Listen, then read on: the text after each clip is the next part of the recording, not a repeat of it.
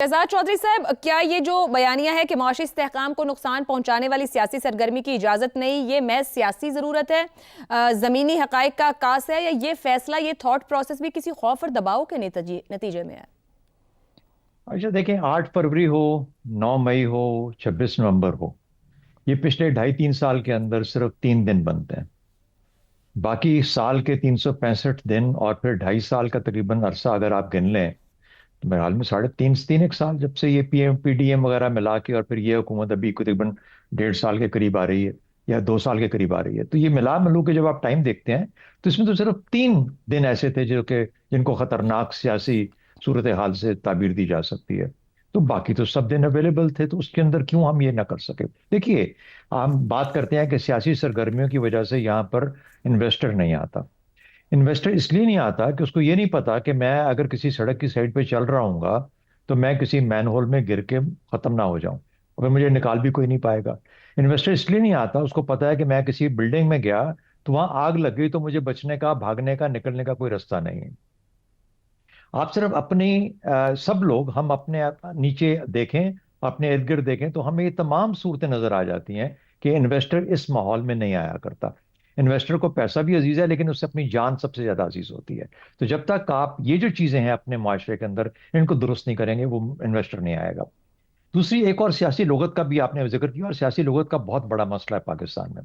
یہ کیا وجہ ہے کہ ہم یہاں پہ آن پہنچے ہیں؟ لیکن لگتا یوں ہے کہ ہر جلسہ یا ہر جو اپنا اظہار ہے، سیاسی اظہار، وہ ہڑتال ہی بنے گا، ہڑتال کی شکل میں سامنے آتا ہے۔ اور جو دوسری سائڈ ہوتی ہے اس کو لگتا ہے کہ ہر ہڑتال بغاوت ہے، یعنی ٹکراؤ ہونا ہے دو قوتوں کا۔ سیاست کے اندر اپنی سوچ، فکر اور کسی دلیل کا کام نہیں ہے، یہ ٹکراؤ کا نام ہے۔ ٹکراؤ کا مطلب یہ ہے کہ فورسز آن بوتھ سائڈز آپس میں سٹیل آن سٹیل ٹکرا جائے، کچھ ادھر مر جائیں، کچھ ادھر مر جائیں۔ یہ اس قسم کی سیاست کسی طریقے سے ہمارے بیچ میں آن ٹپکی ہے، زیرو سم گیم کے اندر۔ یہاں پہ بلڈنگ کا کانسیپٹ نہیں ہے، یہاں پہ بلڈ کرنے کا کانسیپٹ نہیں ہے، بنانا نہیں ہے، یہاں پہ ٹکراؤ اور ختم کرنے کا کانسیپٹ ہے سیاست کے اندر۔ تو یہ سیاست کو اگر کوئی سوچنا چاہتا ہے، اور ہم اتنے بڑے مسئلے کو اس وقت ڈیل کر رہے ہیں جس کا آپ نے ذکر کیا، تو اگر سوچنا چاہتا ہے تو پہلے سیاست کو درست کرے، تاکہ سیاست کا ایک ایسا رویہ نکلے جو کہ ٹالرنس کی بنیاد پہ ہو، جو کہ دلیل کی بنیاد پہ ہو، جو فکر کی بنیاد پہ ہو، اپنی سوچ کی بنیاد پہ ہو۔ لیکن وہ ایسا نہیں ہے، ہم صرف ٹکراؤ کو سیاست سمجھتے ہیں، اور یہ ہماری اس وقت جو تباہی کا پیش ہے میں وہ یہ چیز یہ چیز ہے جو کہ بن چکی ہے۔ صحیح۔ آ جائیے اب اس کے اوپر جو معیشت کا بات ذکر کیا، میں نے کہا نا کہ 3 دن تھے، چلے 10 دن لگا لیتے ہیں۔ باقی ملا ملو کے یہ پی ٹی آئی کے جو معاملات تھے سارے انہوں نے تنگ کیا، کچھ بازار بند ہو گئے، کچھ ادھر سے گڑبڑ ہو گئی، تو 10 دن کا 50 دن کر لیں۔ اچھا، اب وہ 3.5 سال کے اندر جو باقی دن تھے اس کے اندر پیداوار کیوں نہیں بڑھی؟ اس کے اندر خراجات کم کیوں نہیں ہوئے؟ اس کے اندر فیصلہ آباد کی 150 ملیں کیوں بند ہو گئی؟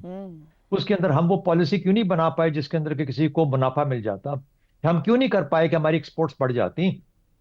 ہم کیوں یہ نہیں کر پائے کہ جو ان پٹس ہیں ان کے ان پٹ کی کاسٹ کو کنٹرول کر لیتے؟ انرجی کو ہم ریسٹرکچر کیوں نہیں کر پائے ابھی تک؟ یہ کون لوگ ہیں جنہوں نے یہ کرنا ہے؟ یہ کوئی وہ ایس آئی ایف سی کرے گی، یا یہ ہماری جو جمہوری حکومتوں کی جو ذہن ہے وہ کریں گے ان چیزوں کو؟ اور کیوں نہیں کر پاتے؟ یہ کہاں کہاں پہ کس کے ڈانڈے ملے ہوئے ہیں؟ کون کس سے کھا رہا ہے؟ کب تک کھاتے رہیں گے؟ تو میرا خیال ہے کہ اپنے مفادات کے غلام ہیں، صحیح طور پر اپنے کسی بھی چیز کو پورا کر رہے ہیں۔ ڈنگ ٹپاؤ معیشت، ڈنگ ٹپاؤ سیاست، ہمارے دائمی جو مسائل ہیں ان کا دائمی حل نہیں ڈھونڈتے یہ لوگ، یہ صرف پیس میل ہمیں وقت گزارتے ہیں، کبھی ایک چیز کے پیچھے لگا دیتے ہیں، ایک پتنگ کے، کبھی دوسری پتنگ کے پیچھے، کبھی بسنت ہے، کبھی کچھ اور ہے۔ تو یہ ہماری بدقسمتی ہے۔ ہماری گورننس زیرو اس لیے ہے کیونکہ گورننس کو کوئی نہ سمجھتا ہے، نہ کرنا چاہتا ہے، نہ اس کے اندر کوئی گین ہے کسی کا۔ گین ہے تو نعروں کے اندر ہے، جو کہ ہمیں مارنے مروانے کے لیے انہوں نے جو ایجاد کیے ہوئے ہیں، اور وہی ٹکراؤ کی کیفیت کے اندر نہ معیشت پنپتی ہے نہ سیاست پنپتی ہے۔ عامر صاحب، کیا موجودہ حکومت معاشی استحکام کے بیانیے کو سیاسی بقا کے ہتھیار کے طور پر استعمال کر رہی ہے؟ اچھا، اس کے 2 پہلو ہیں، ان کے اوپر میں بات کرنا چاہوں گا۔ پہلا تو ہے معیشت کا سیاست سے رشتہ۔ دیکھیں، معیشت ایک ایسی چیز ہوتی ہے جو کہ تمام ملکوں کے اندر جو مستحکم معیشت ہوتی ہے وہ اپنے آپ کو سیاست سے تھوڑا اوپر رکھتی ہے۔ میں آپ کو اگزامپل دیتا ہوں کہ سیاسی جماعتوں کے بیچ میں ایک دوسرے کی معاشی پالیسیز پر تنقید کرنا کوئی نئی بات نہیں ہے۔ یہ مجھے یاد ہے کہ جب لاہور اسلام آباد موٹر وے بننا شروع ہوئی تھی اس وقت سلمان تاثیر شہید جو ہے وہ اپوزیشن کے رہنما تھے پنجاب اسمبلی میں. انہوں نے اس کے خلاف باقاعدہ ایک وائٹ پیپر جاری کیا تھا جس کا لب لباب یہ تھا کہ یہ پاکستان کی معیشت کو تباہ کرنے کے برابر ہے.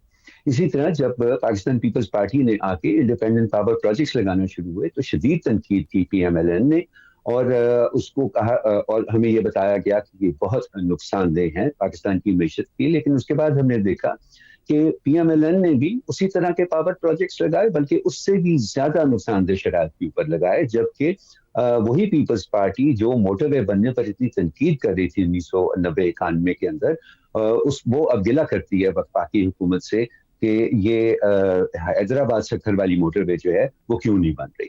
تو ایک دوسرے کو تنقید کا نشانہ بنانا یہ ایک معیشت کا سیاست سے ایسا رشتہ ہوتا ہے کہ وہ تنقید براہ راست ان اٹ سیلف معیشت پر پوری طرح سے اثر انداز نہیں ہوتی کہ اس سے معیشت کا پہیہ ہی جام ہونے کا خطرہ.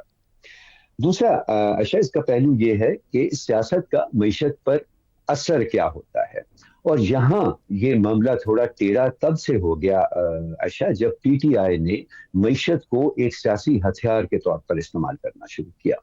اس کا سب سے پہلا اگزامپل ہمیں ملا جب چین کے صدر کے دورے کو روکا گیا. دنیا کی اہم ترین شخصیت, پاکستان کے لیے ان کی اہمیت باقی دنیا سے بھی بڑھ کے تھی, لیکن جس طرح سے ڈرنے کے ذریعے ان کے دورے کو سبوٹاج کیا گیا, میرا خیال ہے اس اکیلے ایک واقعے سے پاکستان کو جتنا نقصان ہوا ہے اس کا بھی اب آج تک بھی اس کا صحیح طریقے سے احاطہ نہیں کیا گیا. اسی دوران آپ نے دیکھا کہ بانی پی ٹی آئی نے لوگوں کو اکسایا کہ وہ اپنے بجلی کے بل نہ دیں, پانی کے بل نہ دیں, اور جب وہ وزیر اعظم تھے اور ان کو اپنی حکومت ہاتھ سے جاتی ہوئی نظر آئی تو انہوں نے آئی ایم ایف کے معاہدے کی دانستہ خلاف ورزی کر کے صرف اپنی سیاست کی خاطر انہوں نے یہ پیٹرول پر سبسڈیز دینا شروع کر دی. تو اس سے پہلے ہم نے نہیں دیکھا سیاسی جماعتوں کو, تنقید ہم نے بہت دیکھی ہے مخالف سیاسی جماعتوں تو عامر صاحب یہی آپ کی گفتگو پھر یہ سوال پیدا کرتی ہے کہ اگر معاشی معاملات کو سیاسی ہتھیار بنا کر استعمال کیا گیا اور ملک کو نقصان ہوا, تو اس وقت جو حکومت کہہ رہی ہے سیاسی سرگرمی یا یہ جو بیانیہ اس کی اجازت نہیں, نقصان ہو رہا ہے, یہ پھر ضرورت ہے وقت کی؟ دیکھیے اگر تو واقعی حکومت یہ بات کہہ رہی ہوتی تو پھر تو میں بغیر کسی ہل و حجت کے کہتا کہ میں 100% ان کے ساتھ اتفاق کر رہا ہوں. لیکن انفارچونیٹلی میرا خیال ہے کہ حکومت یہ اسی انداز سے یہ بات کر رہی ہے اور اسی نیت سے بات کر رہی ہے جس طرح سے پاکستان کی حکومتیں زیادہ تر بات کرتی ہیں, اور وہ بھی اس کے اندر اپنا ایک فوری سیاسی فائدہ دیکھ رہی ہے. دیکھیے جو حکومت کے تمام تر دعوے ہیں نا استحکام, چاہے ہم اس کو شارٹ ٹرم استحکام ہی کہیں, اس کے باوجود جب آپ اکانومسٹ اور بزنسمین سے بات کرتے ہیں تو وہ پریشان اس لیے نظر آتے ہیں کہ وہ جو ایک وائڈر ویژن چاہیے پاکستان کی اکانومی کے لیے وہ ان کو کہیں نہیں نظر آتا. تو جب تک وہ ایک وائڈر ویژن ہمارے سامنے نہیں آتا تب تک حکومت کا یہ کہنا یا کسی سیاسی جماعت کی طرف اشارہ کرنا کہ ان کی سیاست سے ملک کو نقصان ہو رہا ہے, وہ اس میں کوئی بہت زیادہ کریڈیبلٹی نہیں آ سکتی ہے. درست ہو گیا.